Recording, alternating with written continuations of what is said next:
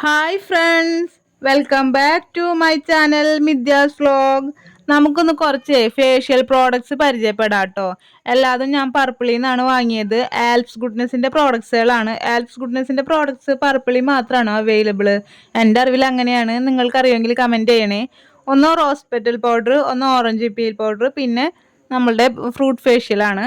അപ്പോൾ ഈ rose petal പൗഡറും ഓറഞ്ച് പീൽ പൗഡറും ഞാൻ ഷോർട്ട്സ് ആക്കിയിട്ട് ഇട്ടിട്ടുണ്ടായിരുന്നു. രണ്ടും ഫേഷ്യൽ ചെയ്യുന്നത് നല്ലതാണ് കേട്ടോ. എനിക്ക് നല്ല ഇഷ്ടപ്പെട്ടു. ആഴ്ചയിൽ ഒരിക്കൽ ചെയ്താൽ നന്നായിരിക്കും. മാത്രമല്ല ഈ പൗഡറുകളൊക്കെ ഹെയറിലും യൂസ് ചെയ്യാൻ പറ്റുന്നതാണ്. അപ്പോൾ ഇതിൻ്റെ കൂടെ ഞാൻ കുറച്ച് കൂടുതൽ പ്രോഡക്ട്സ് വാങ്ങിയപ്പോൾ എനിക്ക് ഫ്രീ കിട്ടിയതാണ് ഈ ഡ്രാഗൺ ഫ്രൂട്ട് ഫേഷ്യൽ കേട്ടോ. അപ്പോൾ അത് ഫ്രീ കിട്ടിയപ്പോൾ തന്നെ അതൊന്ന് ടെസ്റ്റ് അടിക്കാമെന്ന് വിചാരിച്ചു. കുറച്ച് നാളുകൾക്ക് മുന്നേ യൂട്യൂബിൽ ഇത് നല്ല വൈറലായിരുന്നു. അന്ന് എനിക്ക് ട്രൈ ചെയ്യാൻ കിട്ടിയില്ല. അപ്പോൾ ഫേഷ്യല് ഇതിപ്പോൾ ഫ്രീ കിട്ടിയതാണല്ലോ, ഫ്രീ കിട്ടിയതൊന്നും നമ്മൾ വിടൂലല്ലോ. അപ്പോൾ പിന്നെ എന്തായാലും ഇതൊന്ന് ചെയ്ത് നോക്കാമെന്ന് വിചാരിച്ചു കേട്ടോ. അല്ലേലും എല്ലാ ട്രെൻഡുകളും കഴിഞ്ഞാലാണല്ലോ ഞാൻ എന്തെങ്കിലും കുത്തിപ്പൊക്കി കൊണ്ടുവരാറ്. നോക്കിയേ, ഈ പാക്കും എൻ്റെ ഡ്രസ്സും നല്ല മാച്ചുണ്ടല്ലേ. ഞാനും ഇപ്പോഴാണ് ശ്രദ്ധിച്ച്. ഇത് തികച്ചും യാദൃശികമാണ് കേട്ടോ, ഞാൻ അറിഞ്ഞുകൊണ്ട് ചെയ്തതല്ല. അപ്പോൾ നമുക്ക് ഈ പാക്ക് ഒന്ന് പൊട്ടിച്ചു നോക്കാം. ഇതിൽ 5 സ്റ്റെപ്സ് ആണുള്ളത്: cleanser, scrub, toner, cream, mud mask. അപ്പം നമുക്കിതൊന്ന് നോക്കാം കേട്ടോ. ഞാൻ ആദ്യമായിട്ടാണ് ഒരു ഫേഷ്യൽ ചെയ്യാൻ പോണത്. വീട്ടിൽ എന്തെങ്കിലും പൊടിക്കൈകളൊക്കെ ചെയ്യാറുണ്ടെങ്കിലും ബ്യൂട്ടി പാർലറിൽ പോയിട്ടൊന്നും ചെയ്തിട്ടില്ല. മാരേജിന് പോലും ചെയ്തിട്ടില്ല. അത് വേറെ ഒന്നും കൊണ്ടല്ല, എനിക്ക് ചെറുതായിട്ടൊരു സ്കിൻ അലർജി ഉണ്ടായിരുന്നു. അതുകൊണ്ട് ഞാനൊന്നും പ്രോപ്പറായിട്ട് ചെയ്തിട്ടില്ല. അപ്പോൾ നമുക്കിത് നോക്കാം. ഫസ്റ്റ് അതിൻ്റെ കണ്ടോ, ടെക്സ്ചർ കണ്ടോ, അത് ക്ലെൻസറാണ്.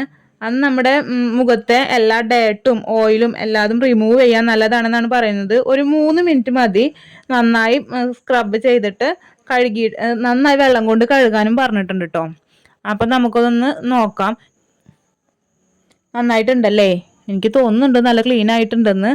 അപ്പോൾ ഇത് സ്ക്രബ് ചെയ്യുമ്പോഴേ ചെറുതായി തരിതരിയൊക്കെ ആയിട്ടുണ്ടായിരുന്നു കേട്ടോ. ഇനി രണ്ടാമത്തെ നോക്കാം.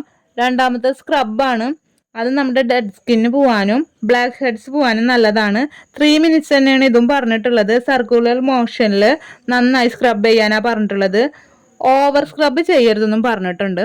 അപ്പം നമുക്കിത് സ്ക്രബ് ചെയ്ത് നോക്കാം. സ്ക്രബൊക്കെ നമ്മൾ ഇടയ്ക്ക് വീട്ടിൽ അരിപ്പൊടിയൊക്കെ എടുത്ത് ചെയ്യാറുണ്ട്. ഇതുപോലെ ഞാൻ ചെയ്യുന്നത് ആദ്യമാണ് കേട്ടോ. നിങ്ങളിൽ ആരെങ്കിലും അതുപോലെ എൻ്റെ പോലെ ആദ്യമായിട്ട് ചെയ്യണവരുണ്ടോയെന്ന് എനിക്ക് അറിഞ്ഞൂടാ. നന്നായിട്ടിരിക്കുന്നുണ്ട്, നല്ല വൃത്തിയായിട്ട് പോലെ ഉണ്ട് കേട്ടോ. മുഖമൊക്കെ നന്നായിട്ടിരിക്കുന്നുണ്ട്. അടുത്തത് 3ാമത്തെ സ്റ്റെപ്പ് ടോണറാണ്.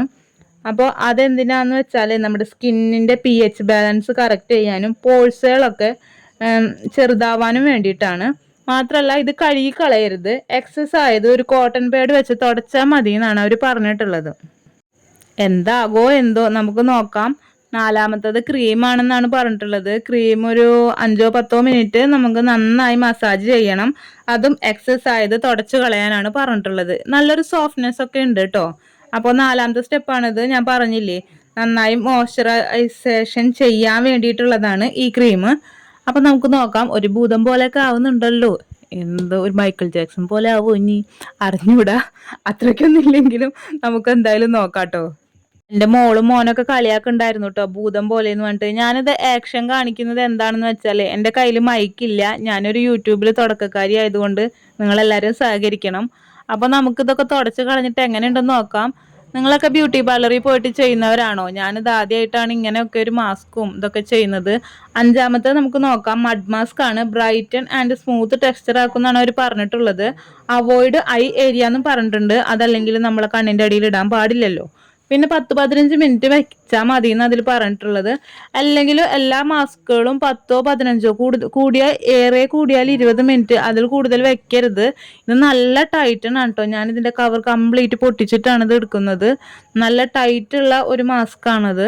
മുഖമൊക്കെ നന്നായി വലിയുന്നുണ്ട്. ഇത് 15 മിനിറ്റ് കൂടുതൽ നമുക്ക് വെക്കാനേ പറ്റില്ല. നമുക്ക് നന്നായിട്ട് കഴുകിയിട്ട് എങ്ങനെയുണ്ടെന്ന് നോക്കാം. നന്നായിട്ടുണ്ടെന്ന് തോന്നുന്നു അല്ലേ? എന്തായാലും നാളെ നേരം വെളുത്താൽ അറിയാം. ഇപ്പം നല്ല തിളക്കമൊക്കെ ഉണ്ട്.